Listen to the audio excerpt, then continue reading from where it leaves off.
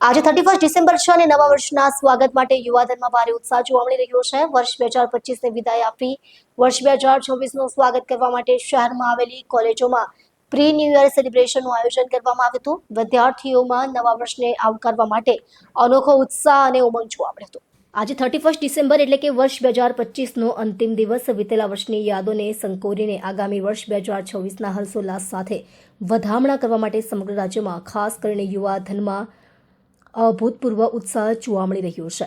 ત્યારે સુરત શહેરમાં પણ 31ની ઉજવણી કરવામાં આવી હતી। કોલેજોમાં વર્ષના આખરી દિવસે એટલે કે આજે ન્યૂ યર સેલિબ્રેશનનું આયોજન કરવામાં આવ્યું હતું। કોલેજ કેમ્પસોમાં ડીજેના તાલે યુવાધન હિલોળે ચડ્યું હતું। મનપસંદ ગીતોના તાલે યુવાનો ઝૂમી ઉઠ્યા હતા અને સમગ્ર વાતાવરણ આનંદમય બની ગયું હતું। મિત્રો સાથે નાચગાન કરી વિદ્યાર્થીઓએ જૂના વર્ષની યાદોને અલવિદા કહી નવી આશાઓ અને સપનાઓ સાથે નવા વર્ષનું સ્વાગત કર્યું હતું।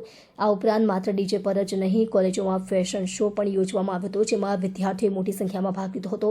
વર્ષ 2025ને વિદાય આપીને નવી આશાઓ અને નવા સંકલ્પો સાથે 2026માં પ્રવેશવા માટે યુવાનોમાં ભારે ઉમળકો છે। રાત્રે 12 વાગ્યાની આતુરતાથી રાહ જોવાઈ રહી છે। ત્યારે મિત્રો અને પરિવાર સાથે મળીને હેપી ન્યૂ યરના નાદ સાથે નવા વર્ષનું હર્ષોલ્લાસ સાથે સ્વાગત કરવામાં આવશે।